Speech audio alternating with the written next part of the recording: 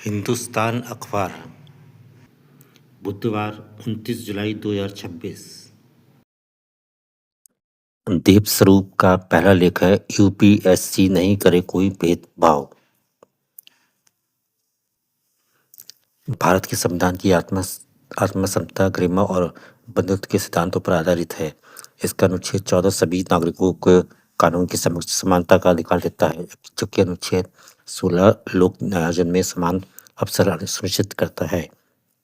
इन्हीं प्रावधानों के अंतर्गत एससी और एसटी के लिए आरक्षण की व्यवस्था की गई, ताकि सदियों से वंचित समुदायों को शासन प्रशासन मुख्यधारा में न केवल सम्मानजनक स्थान मिले, बल्कि उनकी गरिमा का भी ख्याल रखें। आरक्षण का उद्देश्य अलगाव नहीं, अपितु समावेशन है। बहुत कम लोगों को पता होगा कि संघ लोक सेवा आयोग में सिविल सेवा चयन प्रक्रिया में दशकों से एससी और एसटी अभ्यर्थियों के साथ साथ अन्य श्रेणियों में अभ्यर्थियों से अलग आयोजित किए जाते हैं। यह व्यवस्था इन वर्गों के साथ भेदभावपूर्ण का व्यवहार का एहसास कराती है। शासनिक और मनोवैज्ञानिक प्रश्न भी खड़े करती है। आश्चर्य की बात है कि यह व्यवस्था लंबे समय से चली आ रही है और इसके औचित्य व वर्तमान प्रासंगिकता की सार्वजनिक समीक्षा शायद ही कभी हुई हो। यह साफ तौर पर अपमानजनक व्यवस्था है। सिविल सेवा परीक्षा में व्यक्तित्व परीक्षण यानी साक्षात्कार 275 अंकों का होता है। इंटरव्यू की प्रक्रिया में 2 प्रकार की व्यवस्था है। एक में सामान्य अन्य पिछड़ा वर्ग, ओबीसी आर्थिक रूप से कमजोर वर्ग, ईडब्ल्यूएस तथा दिव्यांग श्रेणी के अभ्यर्थियों का साक्षात्कार लिया जाता है, जबकि दूसरी व्यवस्था में एससी व एसटी अभ्यर्थियों का साक्षात्कार अलग समूह के रूप में और प्राय अंतिम चरण के में आयोजित किया जाता है। यह व्यवस्था किसी भी दृष्टिकोण में से न्याय संगत नहीं है। यूपीएससी की इस व्यवस्था के समर्थन में यह तर्क दिया जाता है कि यदि एससी एसटी अभ्यर्थियों का साक्षात्कार अन्य वर्गों के साथ लिया जाएगा तो तुलनात्मक मूल्यांकन में उन्हें नुकसान हो सकता है। यह तर्क अनेक महत्वपूर्ण प्रश्न खड़े करता है। संविधान के अनुसार एससी के लिए 15% और एसटी के लिए 7.5% आरक्षण निर्धारित है। जब इन श्रेणियों की कट ऑफ अलग होती है, जब अंतिम चयन सूची अलग तैयार होती है, जब किसी अन्य वर्ग का अभ्यर्थी इन आरक्षित पदों पर दावा नहीं कर सकता, तब एससी अभ्यर्थी की प्रतिस्पर्धा वस्तुतः किसी सामान्य वर्ग के अभ्यर्थी से नहीं बल्कि अन्य एससी अभ्यर्थियों से होती है। इसी प्रकार एसटी अभ्यर्थियों का मूल्यांकन भी अपने ही वर्ग में होता है। ऐसी स्थिति में यह प्रश्न स्वाभाविक है कि यदि अंतिम चयन वर्गवार होना ही है तो साक्षात्कार के स्तर पर पृथक व्यवस्था की आवश्यकता क्यों है? यदि है तो उसे सार्वजनिक विमर्श का विषय बनाया जाना चाहिए। इससे भी अधिक महत्वपूर्ण प्रश्न यह है कि यदि पृथक साक्षात्कार वास्तव में अधिक न्यायपूर्ण है तो यही सिद्धांत अन्य आरक्षित वर्गों जैसे ओबीसी, आर्थिक रूप से कमजोर वर्गों और दिव्यांग अभ्यर्थियों पर समान रूप से लागू क्यों नहीं किया जाता है? यदि उनके साक्षात्कार समान श्रेणी के अभ्यर्थियों के साथ संयुक्त रूप से हो सकते हैं तो केवल एससी और एसटी के अभ्यर्थियों के लिए अलग व्यवस्था का संवैधानिक तथा प्रशासनिक आधार क्या है?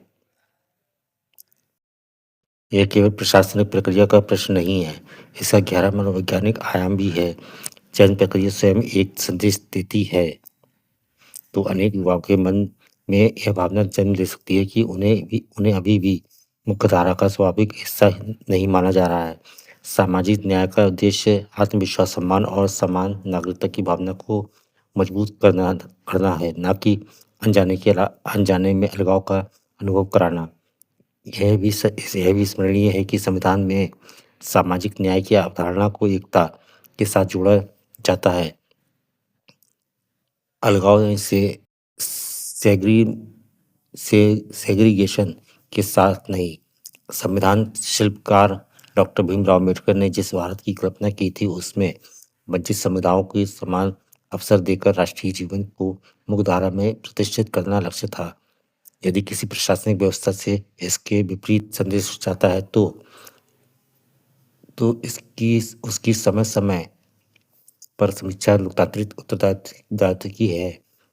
ऐसी स्थिति में पृथक शासनाकार की व्यवस्था के पक्ष में ना ठोस शोध, न आंकड़े और ना ही संवैधानिक आधार उपलब्ध है। बदलते सामाजिक परिवेश में यह व्यवस्था अब अपने औचित्य की खो चुकी है। इसे संविधान की मूल भावना के अनुरूप विलंब संशोधित किया जाना चाहिए।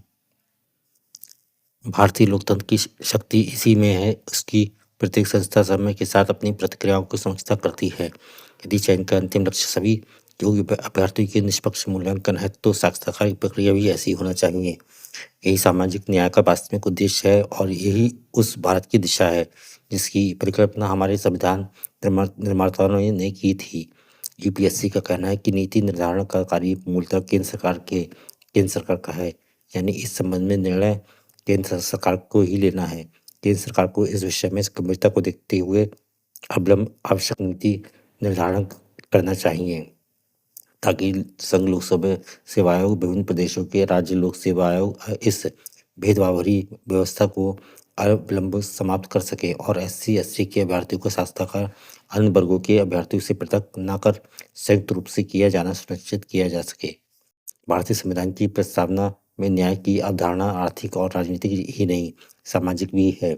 समानता, प्रतिष्ठा और अवसर की ही नहीं, उसे हासिल करने के लिए व्यक्ति की गरिमा भी सुनिश्चित करने का संकल्प लिया गया है। ठीक वैसे ही जैसे राष्ट्र की एकता और अखंडता सुनिश्चित करने का संकल्प व्यक्त किया गया है, इसका अनुपालन प्रत्येक स्तर पर सुनिश्चित किया जाना ही चाहिए। अगला लेख है बच्चों के साथ न्याय। जनजातीय आंदोलन के दौरान हिरासत में ली गई युवाओं के संदर्भ में सुप्रीम कोर्ट का ताजा निर्देश सराहनीय है। प्रधान न्यायाधीश न्यायमूर्ति सूर्यकांत के नेतृत्व वाली शीर्ष अदालत की पीठ ने 7 राज्य सरकारों का यह निर्देश दिया है कि उन सभी प्रदर्शनकारी छात्रों व नौजवानों के तत्काल रिहा किया जाए जिनका आपराधिक इतिहास नहीं है। साथ ही अदालत ने यह भी हिदायत दी है कि बच्चों का कोई भी डाटा सार्वजनिक नहीं किया जाएगा। यदि उनके किसी कदम के लिए पुलिस तहरीर लिखती है या उनकी पहचान उजागर करती है तो इससे उनका भविष्य प्रभावित हो सकता है, जो ना उनके हित में होगा ना ही देश के हित में हो। देश का आईना उन्हें यह पूरा हक देता है कि वे अपनी मांगों के लिए शांतिपूर्ण धरना प्रदर्शन कर सकते हैं और खुद आला अदालत ने उनके इस अधिकार की हिमायत की है। इस मामले में राज्य सरकारों व अधिक परिपक्व व्यवहार की अपेक्षा थी। सुप्रीम कोर्ट के हस्तक्षेप से इतना तो साफ हो गया है, यह कोई दबी छिपी बात नहीं कि कांग्रेस जनता पार्टी के आंदोलन के समर्थन में राजधानी समेत देश भर के छात्र और नौजवान स्वतः स्फूर्त सड़कों पर उतरे थे। परीक्षाओं की त्रुटिहीन बनाने की उनकी मांग को भी गैर वाजिब नहीं ठहराया जा सकता। देश साक्षी है कि इस दौरान राष्ट्रध्वज, राष्ट्रगान और राष्ट्रीय गीत के प्रति उन्होंने अपने गहरे प्रेम का प्रदर्शन किया।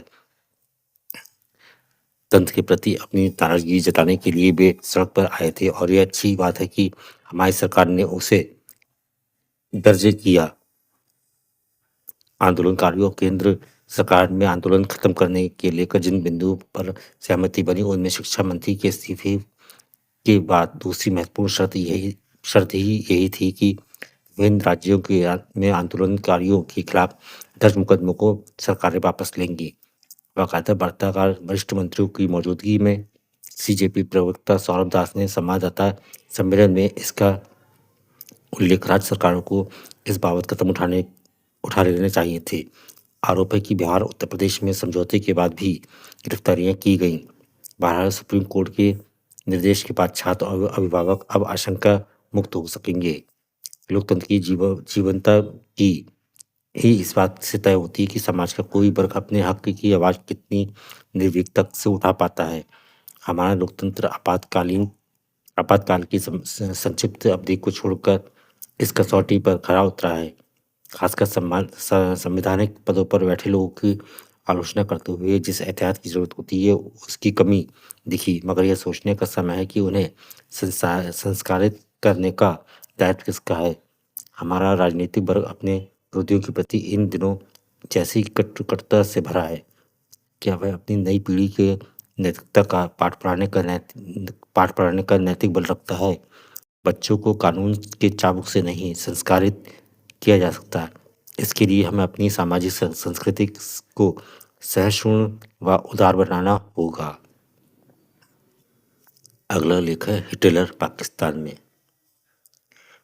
कराची, लाहौर तथा ढाका में आज जो हलचलें हो रही हैं, उनसे तो ऐसा लगता है कि हिटलर तथा गोबल्स पाकिस्तान में अवतरित हो गए हैं, जबकि दिल्ली, कलकत्ता, बम्बई किसी भी भारतीय नगर में कोई फौजी हलचलें हो रही हैं, न खाइयाँ खोदी जा रही हैं, न बम वर्षा से रक्षा का पूर्वाभ्यास हो रहा है। सारा पाकिस्तान एक सशस्त्र शिविर बन गया है। पाकिस्तानी अधिकारी अपनी सेनाएं सीमा पर तो तैनात कर ही चुकी हैं, साथ ही कराची, लाहौर और रावलपिंडी आदि स्थानों में रोशनी गुल का अभ्यास हो रहा है। हवाई हमलों से रक्षा की तैयारी की जा रही है, तो दूसरी संकटकालीन व्यवस्थाएं अमल में लाई जा रही हैं। पूर्वी बंगाल में 800 मील लंबी सीमा पर पाकिस्तान मोर्चा कायम हो गया है। यहाँ विभिन्न स्थलों पर सेनाएं भेजने के लिए सीमावर्ती प्रदेश पर कर्फ्यू लगा दिया गया है तथा इतना ही नहीं, अंसारों तथा रंजाकारों की धड़ाधड़ भर्ती की जा रही है। और अब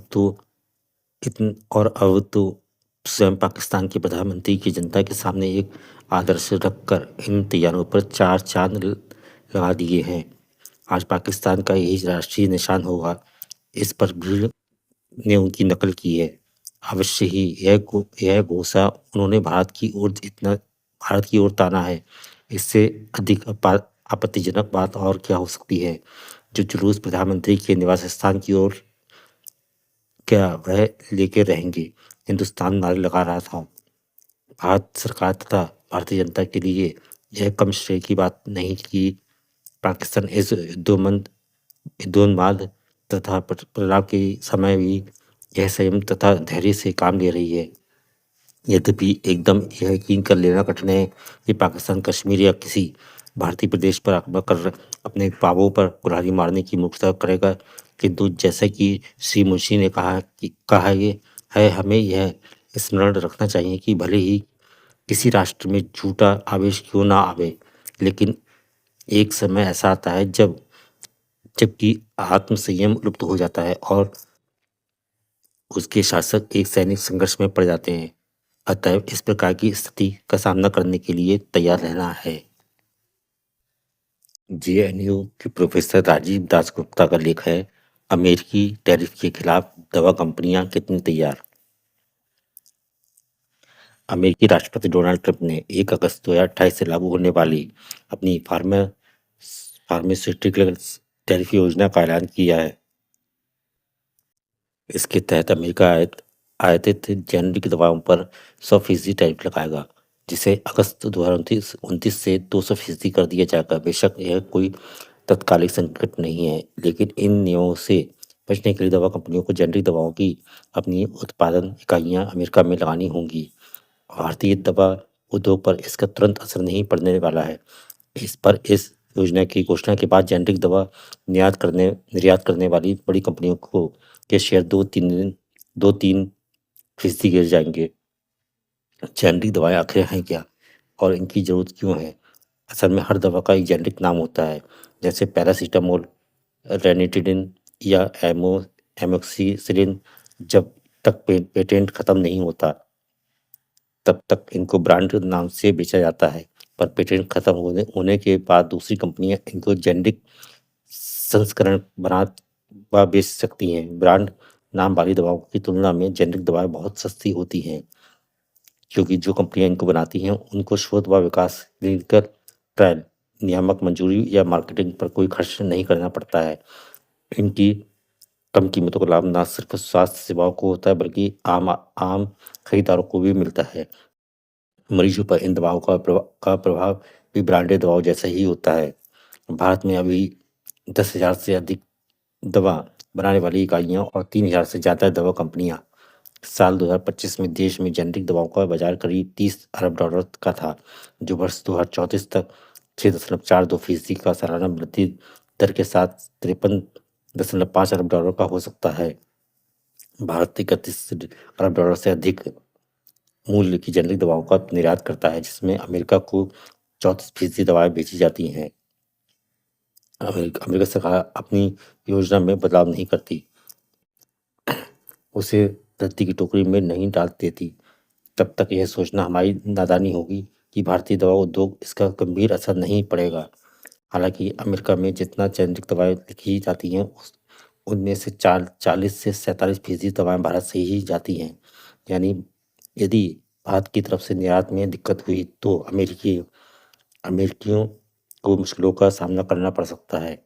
निसंदेह ग्लोबल साउथ के देश भी भारतीय जेनेरिक दवाओं के अहम बाजार है। अफ्रीकी देशों को होने वाले निर्यात 4 अरब डॉलर से ज़्यादा है और केन्या, नाइजीरिया, दक्षिण अफ्रीका, तंजानिया जैसे देश इसके मुख्य खरीदार हैं। हमारी जेनेरिक दवाओं की मांग बढ़ी है, पर अमेरिकी टैरिफ की वजह से होने वाले संभावित नुकसान की भरपाइयाँ यहाँ से नहीं हो सकेंगी। ऐसे में प्रस्तावित टैरिफ से बचने का एक प्रमुख तरीका अमेरिका निर्माण इकाइयाँ स्थापित करता है। भारत की बड़ी कंपनियां पहले से ही ऐसा कर रही हैं, जो निर्माण और शोध दोनों के काम करती हैं। यूएस मिशन इंडिया की ओर से 3 मई 2026 को जारी इन्वेस्टमेंट द यूनाइटेड स्टेट्स पर the 2026 select USA investment summit नामक घोषणा पत्र में बताया गया कि भारत की दवा कंपनियों की अमेरिका में 19 अरब डॉलर से ज़्यादा के निवेश की योजना रही है। इनमें बायोकॉन, सिप्ला, ग्लेनमार्क, पिरामल जैसी जेनेरिक दवाओं की प्रमुख कंपनियां शामिल हैं। जाहिर है, ये निवेश उत्पादन व नेटवर्क के विस्तार और शोध विकास के आगे बढ़ाने को लेकर किए जा रहे हैं, ताकि जरूरी दवाओं की आपूर्ति बढ़ाने, दवाओं की कमी दूर करने और अमेरिकी स्वास्थ्य सेवा को मजबूत बनाने में मदद मिल सके। क्या इसका यह मतलब निकाला जाए कि जेनेरिक दवा कंपनियों के पास आगे का कोई रोड मैप है? बड़े खिलाड़ी तो करीब करीब तैयार दिख रहे हैं, लेकिन छोटी कंपनियों के सामने उलझनें बढ़ गई हैं। रामानंद आचार्य स्वामी श्री रामनरेशाचार्य का लेख है, राम राज्य के गुरुदेव। राम जी जब कुछ बड़े हुए तब उनकी आवश्यकता पड़ी। तब ताड़का, सुबाहु, मारीच इत्यादि राक्षस यज्ञ में बहुत बाधा डालते थे। विश्वामित्र जी यज्ञ रक्षा के लिए राम लक्ष्मण को लेने आए। तब राजा पिता दशरथ जी ने मना कर दिया। राजा ने कहा कि मेरे बच्चे छोटे हैं और मैं राम के बिना एक क्षण नहीं रह सकता। तब गुरु वशिष्ठ ने दशरथ जी को समझाया, राम जी आपकी गोद में बैठने के लिए संसार में आए हैं क्या? ये संत व समाज की सेवा के लिए आए हैं। ये केवल आपके आंगन में खेलने के लिए नहीं आए हैं। इन्हें जाने दीजिए। दशरथ जी समझ गया और पुत्रों को विश्वामित्र जी के साथ वन में भेज दिया। गुरु वशिष्ठ की प्रेरणा से उनके मार्ग पर चलकर ही राम राज्य आ सकता है। आज गुरुओं में संयम नियम तब की बहुत कमी आ गई है। यह बड़ी चिंता का विषय है। गुरु की संख्या कम हो गई है, वो इतनी शक्ति नहीं रही।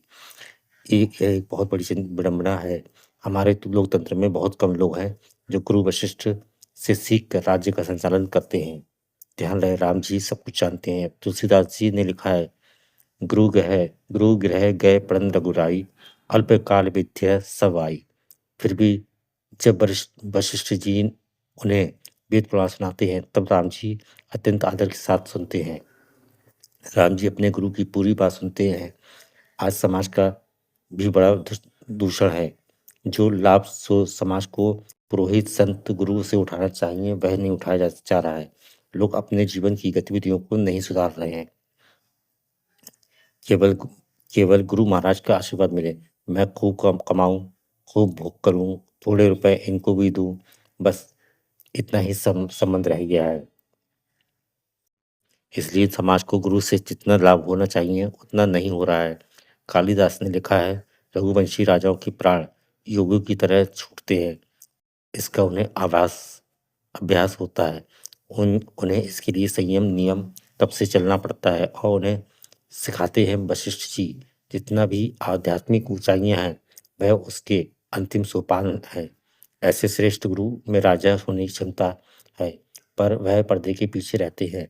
रघुवंश में कोई भी वशिष्ठ रघुवंश में कोई भी गुरु वशिष्ठ की अवहेलना नहीं करता। सभी गुरु के दिखाए मार्ग पर चलते हैं। ध्यान रहे, जैसे अध्यापक बहुत अच्छा मिल जाए किंतु विद्यार्थी बहुत प्रयास नहीं करे तो सफल नहीं हो सकता। वह आज भी सप्तऋषि मंडल में विराजमान सबको प्रेरित कर रहे हैं। कोई चाहे कि जीवन में राम राज्य आए, राम जी प्रकट हो, रघु जी प्रकट हो, हम असंख्य लोगों के लिए गंगा जी को लाने वाले भगीरथ जी की भूमिका में आ जाएं, तो वशिष्ठ जी से प्रेरणा लेनी ही पड़ेगी। आज के सारे लेख पूरे हो चुके हैं।